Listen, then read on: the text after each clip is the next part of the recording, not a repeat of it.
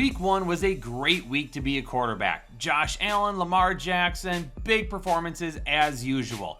Maybe you were let down by Joe Burrow, Dak Prescott, even Tua. In 2024, only 6 quarterbacks had 20 or more fantasy points in Week 1. This season, it was 13 quarterbacks. And we could see much of the same right off the bat in Week 2 with Jayden Daniels and Jordan Love going up against each other. And I know Green Bay got after Jared Goff last week, but Jayden Daniels is an entirely different monster. If you get after Jayden Daniels, more than likely he's going to slip away and he's going to pick up yards with his feet. Whether it's through the air or on the ground, we know Jayden Daniels has a tremendous amount of upside. He was barely outside the top 12 last week, which was interesting, but this week, this game could remain a little bit more competitive, which means more fantasy points for Daniels. Jordan Love had a solid start to the season, 188 passing yards, a couple of passing touchdowns. His wide receivers are a little banged up right now, and as soon as they're all healthy, we could see some of that upside from Jordan Love start to peak. This week against Washington, he might find himself in trouble here or there. That Washington defense is going to get after him a little bit, but it's going to be a back and forth game. It is at home, so I still expect Jordan Love to be solid. Learning a new offense can take a little bit of time, and Trevor Lawrence, he was underwhelming last week. 19 of 31, 178 passing yards, threw a touchdown, threw a pick. But this week against Cincinnati, this game could lead to a few extra opportunities. If Cincinnati is playing a lot better this week, Trevor Lawrence may have to throw the ball a lot more, which will lead to solid overall volume. Finishing as the QB 28 is not what Joe Burrow owners wanted for Week 1, but guess what? Last season in Week 1, he finishes the QB 29. Lots of upside left this ceiling. And going up against Jacksonville this week, their defense did a really good job of just shutting down Bryce Young last week. But is their defense really that good, or was Bryce Young really that bad? Whatever it may be, I think Joe Burrow gets back on track this week. Even if it's not QB1 upside, we should still see him back inside the top 12. Russell Wilson did not look good last week, and maybe he's at the end of his career. Maybe he doesn't have anything left in the tank, and we'll see Jackson Dart sooner rather than later. But whatever the reason, it doesn't matter. Dallas got after Jalen Hurts last week. Even without having Micah Parsons, they still caused Hurts to go all over the place, and he had to run the football, and passing numbers weren't all that spectacular. Dallas could definitely get after Russell Wilson this week. He's a sit for me. Dak, another quarterback that was really underwhelming against Philadelphia, but that Philadelphia defense is very solid, and it's a whole lot better than this New York Giants defense. Dak Prescott could get back on track this week. Even if he isn't right back at his ceiling quite yet, he should be a lot closer than he was last week. This goes one of two ways for Caleb Williams in Week 2. He's either really, really good, walks into Detroit, great game plan, not nearly as inconsistent as he was last week, and takes advantage of some of those big throws that Detroit couldn't take care of last week against Green Bay. Or things don't go well at all. Detroit gets after him, makes him uncomfortable. Maybe he picks a few yards up on the ground with his feet. Maybe he ends up getting a rushing touchdown, but the inconsistencies in the passing game just aren't there, and he's not able to take advantage of the deep ball like Jordan Love was last week against Detroit. I don't think there's a middle ground. I think either Caleb Williams is going to be a top 10 quarterback or he's going to be outside the top 15. Really, other than one big mistake last week, Jared Goff just took what the defense was giving him. He threw one interception, but he had a nice touchdown pass to Isaac Tesla at the very end of the game. He completed a ton of his passes this week, and he found who was open, Sam Laporta and Jahmyr Gibbs. This is about the offensive line for Detroit blocking better. This is about a little bit better of a game plan with some more deep play opportunities. That could absolutely happen this week, even if I think his ceiling is much lower, because honestly, I think we could see a lot of what happened to him in Week 1 again. Stafford looked healthy last week, which is a win within itself. But this Tennessee defense really made Bo Nix and the Denver offense look mediocre last week. Bo Nix and Matthew Stafford are two completely different quarterbacks, but Tennessee spent a lot of money to try and improve that defense. And at this point, maybe they really have. And if that's the case, it could really lower Matthew Stafford's ceiling. I also have to be a little bit worried that if the Rams lead this game at halftime and it's a decent sized number, that they're not throwing the ball nearly as much in the second half. It's going to take some time, and Cam Ward has not had the easiest of starts with opposing defenses to begin the season. But this is the best time for Cam Ward to face these defenses. This is how he's going to learn, this is how he's going to get better, and this is how he'll reach his potential, whether it be halfway through the season, towards the end of the season, or maybe it takes a year for him. Drake Maye threw the ball 46 times in week 1, and if you're throwing the ball 46 times in a game, you're going to be fantasy relevant. Besides, the Miami Dolphins allowed 30 fantasy points to Daniel Jones last week. Let's go ahead and fire up Drake Maye. The one thing I need to ask for, though, he's got to cut down on the picks. Tua was going to be a sit for me this week if it wasn't for the fact that New England allowed over 300 passing yards last week alone. And we still don't know about Christian Gonzalez and his ability for this week for New England. So as of right now, Tua is going to end up being a fringe start for me. If you want to risk it with him, the ceiling is absolutely there, but the floor sucks as well. Right now, Brock Purdy is not guaranteed to play this week, and if he does, he's going to be a fringe start for me because I don't know how healthy he is. I don't know if he's going to be able to go the entire game. I don't know if he's not going to be 100%. So I can't rightfully put him as just a start right off the bat because of that. Mac Jones, however, is going to be a sit regardless. I know he was all right for Jacksonville at times last year, and I know Kyle Shanahan can make even the worst of players look decent at times, but this week in week 2, I think there's so many decent options this week that I'm not going to risk it with Jones. Except for JSN, San Francisco did a great job of shutting down the Seattle offense last week, and Spencer Rattler I don't think is in a position at this point in time where he's going to be consistent enough to be looked at as a fantasy starter. Now, he threw the ball 46 times last week, which is going to keep quarterbacks relevant, so he could sneak his way towards the top 15 based on volume alone, but upside probably isn't there. The New York Jets just gave up 4 touchdown passes to 97-year-old Aaron Rodgers. They get to face Josh Allen this week. Enough said. Justin Fields finished last week as the QB2. He's going to keep using his legs. We know that. And he looked competent as a passer, which is all the New York Jets want right now. Look competent as a passer, make sure that part of the game isn't terrible, and we're going to be able to run the football and run it successfully. This week against Buffalo, who got lit up through the air last week against Baltimore, I don't necessarily think that that's going to happen again with Justin Fields, but it does make things a little bit easier to say, yep, we're going to put him in our lineup. Sam Darnold was okay at best last week. Definitely didn't score a ton of fantasy points. And this week going up against Pittsburgh, I am not on board with him as a guy who should be anywhere near our lineup until we see some more consistent play. Hopefully what we saw from Aaron Rodgers last week is the Aaron Rodgers we're going to get every single week this season. And it wasn't just fueled by the fact that he was playing his former team that he had a pretty hard breakup with. Aaron Rodgers this week against Seattle, we've got to play him. He looked good enough last week that he's got to be in our lineup.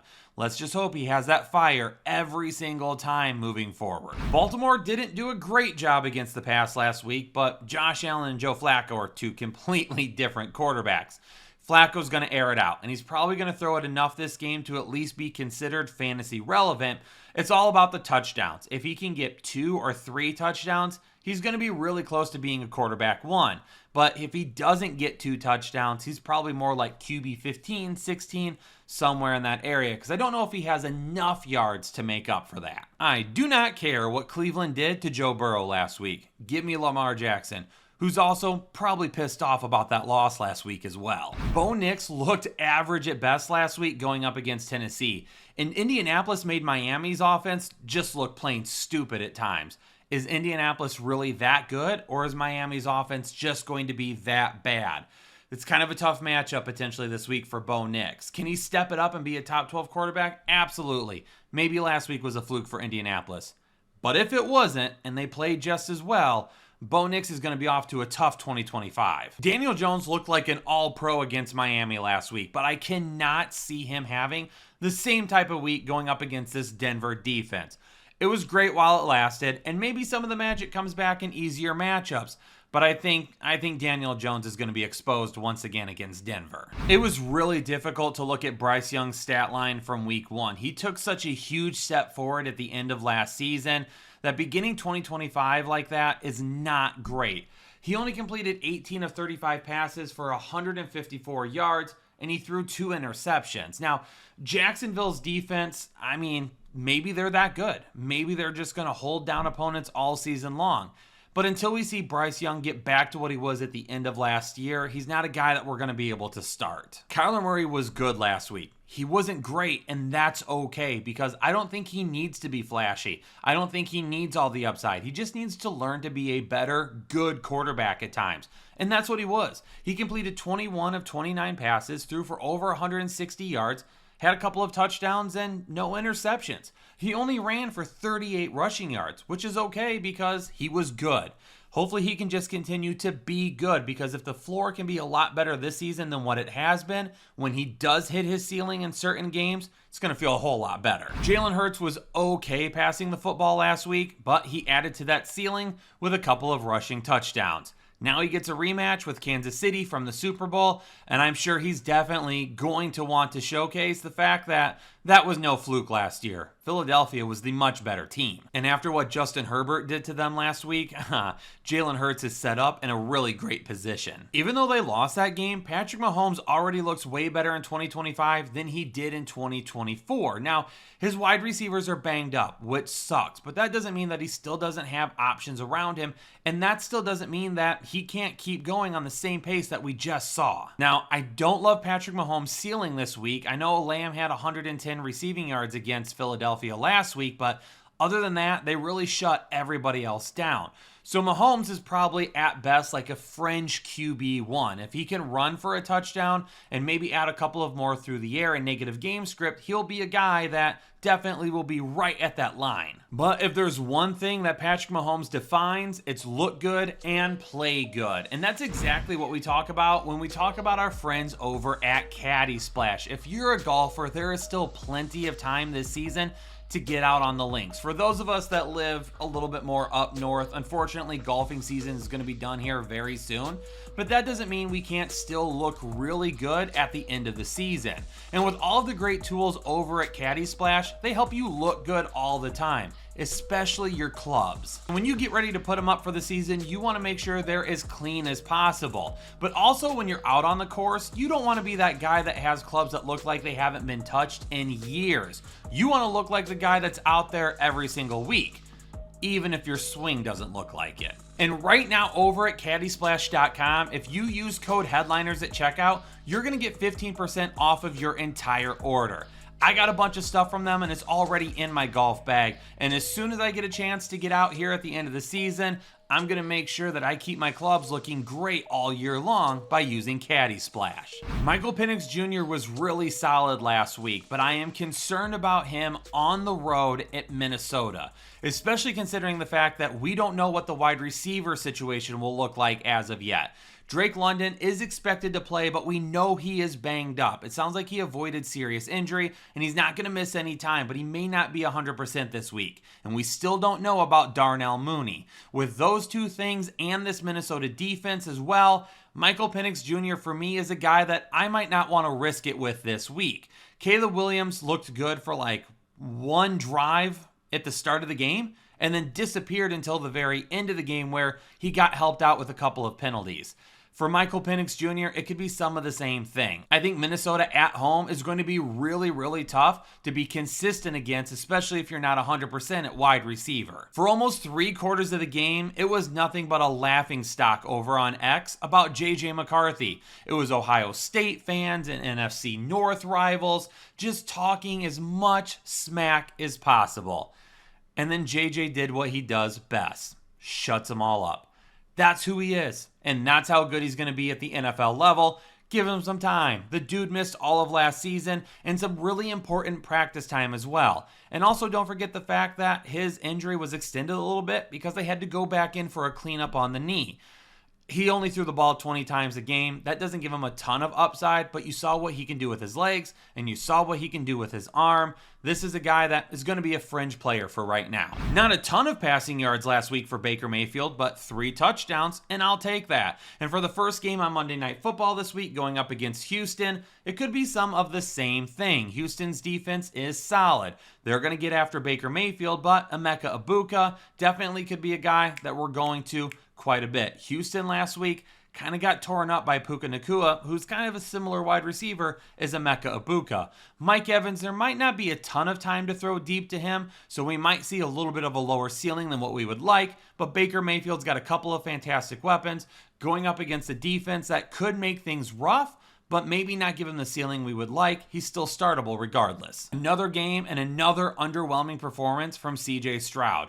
And he absolutely could get going this week, going up against Tampa Bay. But honestly, at this point, it's been so many underwhelming performances stacked together that I'm just going to sit back on CJ Stroud. He'll be on my bench, and I'll stream some other guys right now who I feel like have a little bit better upside. Monday Night Football, game number 2, Justin Herbert going up against the Las Vegas Raiders offense, who Drake May played very well against last week.